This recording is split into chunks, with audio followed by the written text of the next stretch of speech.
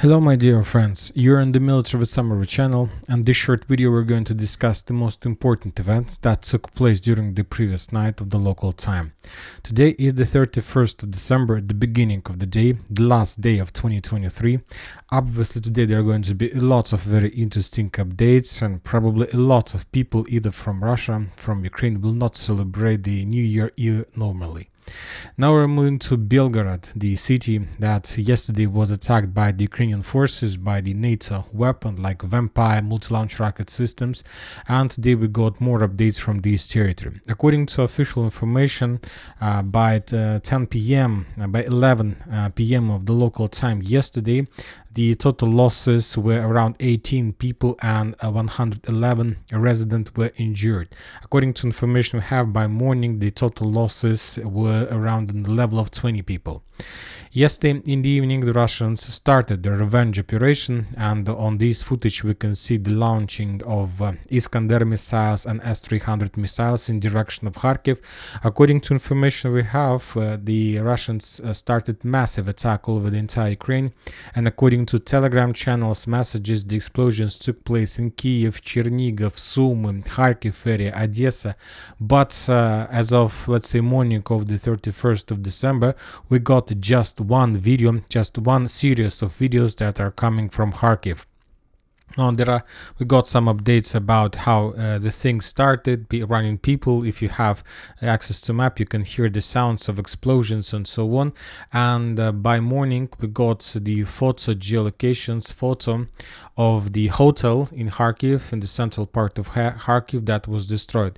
This is the hotel that mostly the foreigners are using for some trips and so on. So as you can see, the Russians were trying to get the area of possible concentration of foreigners, including maybe foreign volunteers or instructors of NATO and so on. And when talking about today, we start receiving more and more updates that in Belgorod there is a missile alarm warning was launched, and the governor of this area asked people to stay home because it is very dangerous to stay on street, because very likely the Ukrainians will try to attack Belgorod once again. Now when talking about the common situation on the borderlines, we have more and more updates either from the Russian and Ukrainian sides of bombardments. On these scenes we can see a small service center that the Russians were using to repair some armored vehicles or something like this, and as a result of another strike, this service center was destroyed. If we increase the number of updates since the beginning of December, we're gonna see that the Russians were bombing this territory heavily, Kharkiv and the borderlands, and so there are very heavy clashes on this direction, mainly using artillery forces and missile forces. So we'll see what is going to be next, but as I understand, more and more people are saying from Russian side that it's like a must thing to create the barrier, the buffer zone between Kharkiv and Belgorod, and to remove and to force the Ukrainian forces to get closer to Kharkiv. So we'll see whether the Russians are able to do this, because it's not an easy job, to tell the truth. And now we're moving to the situation on the ground. First, we're going to start with Kupiansk area. As you can see, we have some geolocations from the Ukrainian side. We haven't received anything from the Russian side for yesterday and for today. We have some certain Ukrainian focus with FPV drone strikes without any movements on the ground. The same story we can see on Liman area. The only video we got is geolocated confirmation of possible Ukrainian positions. On this video, the Russians published how they managed to discover and to destroy the Ukrainian CV-90 armored vehicle. This video from one side confirms another losses among the Western weapon, and from the other side this video confirms the possible and edge positions of the Ukrainian forces on the east to Terny. Now we're moving to the south in direction of Solidar. As you can see, no changes on the ground, no updates since the beginning of for the yesterday. We also haven't received anything. As I understand, the Russians are getting prepared for the Christmas, Orthodox Christmas after the New Year, and obviously the next phase of offensive operation of clashes will take place after the Orthodox Christmas, as we saw the same situation in the previous year when the Russians after Orthodox Christmas managed to establish control over Solidar, and basically that was the beginning of Bakhmut offensive operation. When talking about Avdiivka, we have some updates, and according to information we have, the Ukrainians launched a series of counterattacks against the Russian forces. The Ukrainians were counterattacking the Russians in the area of the railways, something like this. The Ukrainians probably had counterattacked the Russians along the railways from Ocheretina to Krasnogorovka, and we have lots of geolocations. For example, on this video, we can see how the Russians were forced to leave the area in the vicinity of the Ocheretina, and then they start bombing and attacking the Ukrainian forces on these positions. So as I understand, also once again, if we take a look at the video, there are like a very rich network of trenches, and these trenches was under Ukrainian control. If you remember, during the previous days we got lots of updates that the Russians, as a result of offensive operation, managed almost reach these intersections of road of railways, but as I understand that those updates were just speculation. Obviously the Russians managed to get this line, but they haven't managed to bypass this network of strongholds. It's just platoon strongholds, but as you can see, they are located very close to each other, 1, 2, 3, and as I understand, as of today, on the 31st of December, the Russians were forced to step back towards more reliable positions. And as I understand, this territory currently, let's mark it on map, this territory currently is under complete Ukrainian control. We will adjust the map before the next video. And the same story on the southern area. The Ukrainians are currently counterattacking the Russians. We have the video of huge Russian losses along the railways. Now the Russians are trying to regroup, and they're trying to find the solution how to hold this territory under the pressure of Ukrainian counterattacks, while the rest of Russian forces are trying to attack the Ukrainians from the south, let's say in direction of Avdiivka, and let's say in the vicinity of Novomikhailivka.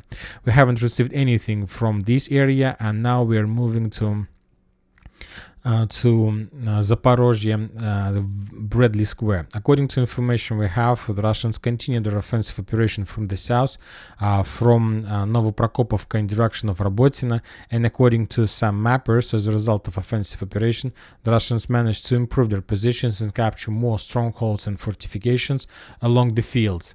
When talking about Krynki, there are no changes in this area, just few geolocated videos. We got but two important things. The Russians continue bombing and attacking the Ukrainians with FPV drones. We received another series of videos how the Russians were hunting and attacking and destroying the Ukrainian boats somewhere along Dnieper River.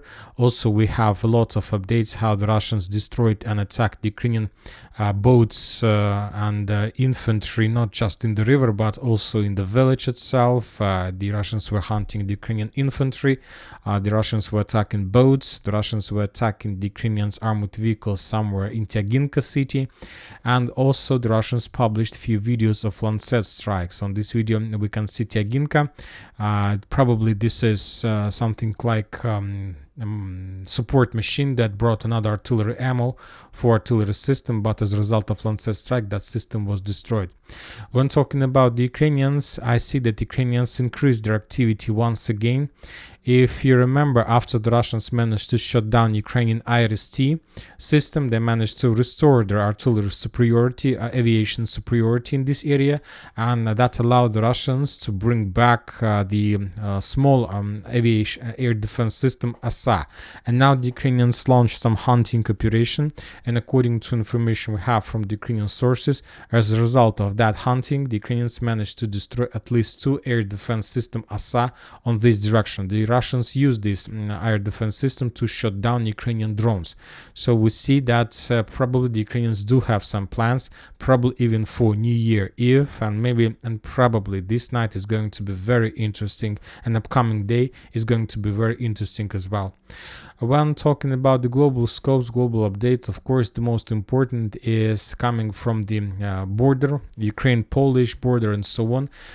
These are final days when Ukrainians, just regular men, have possibilities to evacuate and to leave Ukraine. After the Ukrainians are going to adopt the mobilization law, the Ukrainians will lose their possibilities to Ukraine. Basically, they will be forced to fight, and no matter, it's just going to be the matter of time when exactly this or that person will be mobilized. And now there is a very big line on the border of people who try to evacuate and leave Ukraine, like final days and hours. When talking about Kiev, we have also lots of updates. A lot of people start striking for demobilization. There are a lot of Ukrainians who are on the front line since the beginning, who've been staying on the front line since the beginning of the special military operation, and their parents and relatives required and demanding Ukrainian authorities to demobilize these people who start fighting in February of 2022. Also, we have interesting update from Zelensky. As you know, Zelensky started saying start insulting Russia, and obviously Zelensky tries to force Russia to do something against Ukraine, and it will probably help him to get more military help and military aid from the Western countries. And that's it for the short video. 31st of December has started, the final day of 2023. And let's see what is going to be during the day. Military Summer channel reminds you, we condemn any violence in the world. Thank you for your watching. Subscribe to my channel, put your likes, join my Patreon, and have a good day. Bye bye.